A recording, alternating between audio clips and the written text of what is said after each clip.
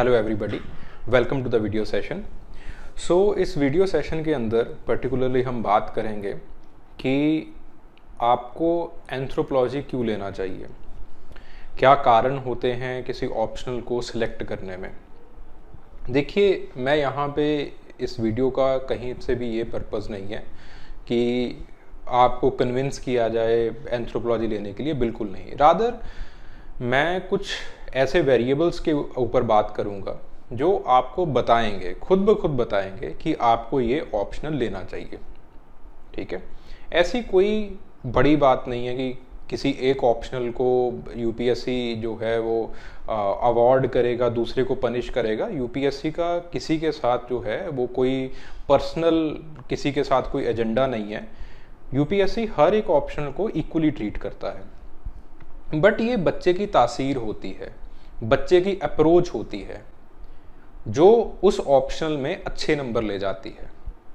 मुझे याद है कि बहुत सारे ऐसे एस्पिरेंट थे, बहुत सारे ऐसे स्टूडेंट थे, जब लोग कह रहे थे कि आपको इस पर्टिकुलर ऑप्शनल के लिए जाना नहीं चाहिए, वो तब भी उस टाइम के ऊपर भी वो उस पर्टिकुलर ऑप्शनल में, I want name and fame the optional, मैं उस जो है वो उस पर्टिकुलर ऑप्शनल के अंदर वो लोग जो है वो 300 प्लस स्कोर कर रहे थे। ठीक है, ये हर एक ऑप्शनल के लिए ट्रू होता है। ठीक है, सो आपकी तासीर, आपकी अप्रोच एक आपके पेपर को वो अच्छा जाएगा या फिर बुरा जाएगा, वो ये सारी चीज़ें आपकी ही अप्रोच डिसाइड करेगी। देखिए, दो वेरिएबल्स होते हैं कि ऑप्शनल आपको चूज़ करना है या नहीं करना है। कौन सा ऑप्शनल अच्छा है आपके लिए, कौन सा ऑप्शनल अच्छा नहीं है आपके लिए। ये दो वेरिएबल्स होते हैं, आपका इंटरेस्ट और आपकी डूएबिलिटी। पहला होता है इंटरेस्ट। इंटरेस्ट आपकी कंसिस्टेंसी बनाता है। लेट्स से आपने कोई ऐसा ऑप्शनल चूज कर लिया कि जिसके अंदर आपका इंटरेस्ट ही नहीं बन रहा है, आपको धक्के से जो है वो किताब को उठाना पड़ रहा है। ठीक है, आप जो है वो बार बार टाइम की तरफ देख रहे हो कि अभी घंटा भी नहीं पूरा हुआ, मेरी किताब आगे पढ़ी है, ये पढ़ा नहीं जा रहा है, एक्सेट्रा एक्सेट्रा। ठीक है, कुछ समझ में नहीं आ रहा है। ऐसा ऑप्शनल जो है वो नहीं उठाना चाहिए, चाहे कितना भी डूएबल क्यों ना हो, चाहे उसका सक्सेस रेट कितना ही क्यों ना हो। ठीक है, you should never take that kind of option. ठीक है, ऑप्शनल सबसे पहली बात है इंटरेस्टिंग होना चाहिए, तभी उसकी डूएबिलिटी बनती है, तभी उसके अंदर कंसिस्टेंसी बनती है। ऑप्शनल आपके लिए कुछ ऐसी चीज होनी चाहिए जिसको सुबह खोला और पता ही ना चले कि कब शाम हो जाए। ठीक है, ऐसी जो है वो इंटरेस्ट फैक्टर आपका जो है वो ऑप्शनल के अंदर होना चाहिए, because nearly for the 2 years you have to be with the optional. तकरीबन 2 साल आपको ऑप्शनल के साथ बिताने होते हैं। और जो अगली चीज आती है वो होती है डूएबिलिटी। डूएबिलिटी अगेन 2 फैक्टर से डिसाइड होती है।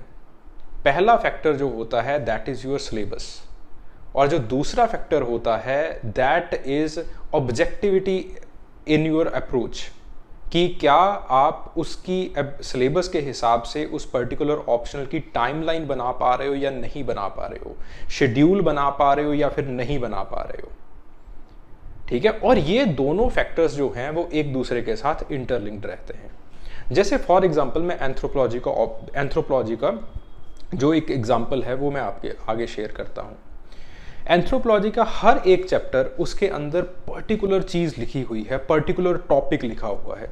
जैसे for example types of marriage, तो सिलेबस के अंदर ही लिखा होगा कि कौन कौन से टाइप्स ऑफ मैरिज आपको प्रिपेयर करने हैं। थ्योरीज ऑफ किनशिप, सिलेबस के अंदर बताया गया है कि आपको ये 2 थ्योरीज ही प्रिपेयर करनी है। आपको अलायंस थ्योरी और डिसेंट थ्योरी, 2 थ्योरीज को ही प्रिपेयर करना है। Religion, approaches to religion, proper bracket में डाल के बता दिया। एवोल्यूशनरी अप्रोच, फंक्शनिस्ट अप्रोच, इन अप्रोचेस को जो है वो आपने प्रिपेयर करना है।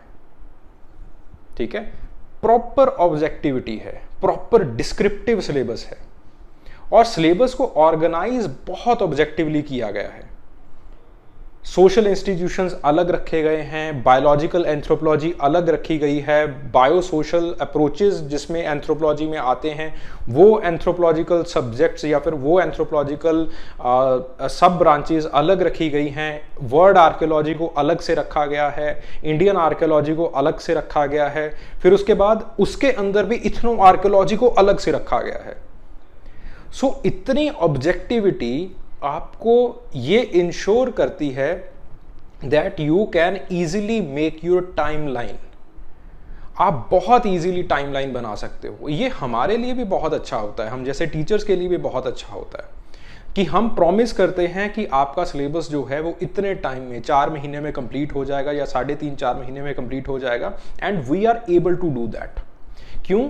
क्योंकि हमें पर्टिकुलरली पता रहता है कि जो सवाल आएंगे वो इसमें से ही आएंगे। बहुत ऑब्जेक्टिवली सिलेबस लिखा गया है और बिकॉज टाइमलाइन आप बना सकते हो इस चीज की, यू कैन इजीली सी कि आपका जो सिलेबस है वो कितना कवर हो गया है और कितना सिलेबस अभी कवर करना आपका पड़ा है। ठीक है, तो कवरेज सिलेबस की बहुत इंपॉर्टेंट होती है। और जो अगली एक चीज आती है that is the previous year questions. आप इजीली जब आप प्रीवियस ईयर क्वेश्चंस उठाओगे, इजीली आपको पता चल जाएगा कि ओके दिस क्वेश्चन, ये कीवर्ड जो है वो आपके सिलेबस से ही लिया गया है। सिंपल जो है वो सवाल जो है वो पूछे जाते हैं। खैर आजकल यूपीएससी कम्प्लेक्स कर रहा है थोड़ा सा चीज़ों को, लेकिन ऐसा भी नहीं है कि it is going out of the hand. ठीक है, वो कम्प्लेक्स करना बनता भी है। आप ऑप्शनल ले रहे हो, यूपीएससी को आप वादा कर रहे हो कि मैं एमए लेवल का, मास्टर्स लेवल का इस चीज़ को प्रिपेयर करने वाला हूँ, और फिर यूपीएससी तो टेस्ट करेगा ही। ठीक है, तो यू कैन ईजिली चेक कि कहाँ से कौन सा सवाल जो है वो पूछा जा रहा है। प्रीवियस ईयर क्वेश्चंस बार बार रिपीट होते हैं। इवन मैं तो कहता हूँ कि जब आपको रिवीजन करना हो तो पहले प्रीवियस ईयर क्वेश्चंस को देखिए, प्रीवियस ईयर क्वेश्चंस को स्ट्रक्चर करने की कोशिश कीजिए। ठीक है, यहीं से एक अगला पॉइंट भी निकल के सामने आता है, आंसर का स्ट्रक्चर। एंथ्रोपोलॉजी के अंदर या फिर बाकी ऑप्शनल्स के अंदर जिसको भी आप चूज करना चाहते हो, आंसर राइटिंग करना बहुत इंपॉर्टेंट होता है। और एंथ्रोपोलॉजी की अगर मैं बात करूं तो आंसर को स्ट्रक्चर करने में, ब्रेनस्टॉर्म करने के, क्योंकि नॉलेज जो है वो बहुत ऑब्जेक्टिव है, आपके आगे बहुत ऑब्जेक्टिव तरह के आपसे सवाल पूछे जा रहे हैं। तो आंसर को स्ट्रक्चर करने में, आंसर में पर्सनल टच देने में आपको ज़्यादा एफर्ट नहीं लगेगा। ठीक है, यही एक कारण है कि बहुत सारे बच्चे ऑप्ट कर रहे हैं एंथ्रोपोलॉजी ऑप्शनल को, और इतना बड़ा सैंपल स्पेस होने के बावजूद, इतना बड़ा पूल होने के बावजूद एंथ्रोपोलॉजी जो है, बहुत सारे बच्चे जो है वो इसमें से बढ़िया अंक जो है वो अभी तक बना पा रहे हैं।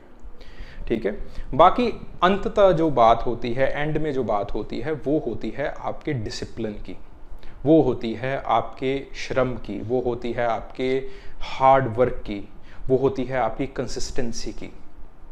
किसी भी चीज़ में आप ये सारी चीज़ें डालते हो, ये सारी वेरिएबल्स डालोगे, ultimately you will get a very fine result. ये सारी चीज़ें अगर आप एंथ्रोपोलॉजी के अंदर डालते हो, obviously you will get the fine result. बातें इन्हीं चीज़ों की होती है, मेहनत करनी है आपको, लेकिन मेहनत करनी तब बहुत इजी हो जाती है अगर वो चीज़ डूएबल हो और वो चीज़ आपके लिए इंटरेस्टिंग हो। तो बेसिकली इन दो वेरिएबल्स के ऊपर आप किसी भी ऑप्शनल को चूज़ करें। और अगर आप एंथ्रोपोलॉजी के बारे में सोच रहे हो that whether I should choose it as an optional और नॉट, तो अगेन जज this particular optional on the basis of these two variables. ठीक है, बाकी जो एक डिसीजन होता है वो हमेशा आपका होता है और आपका ही होना चाहिए। Thank you very much.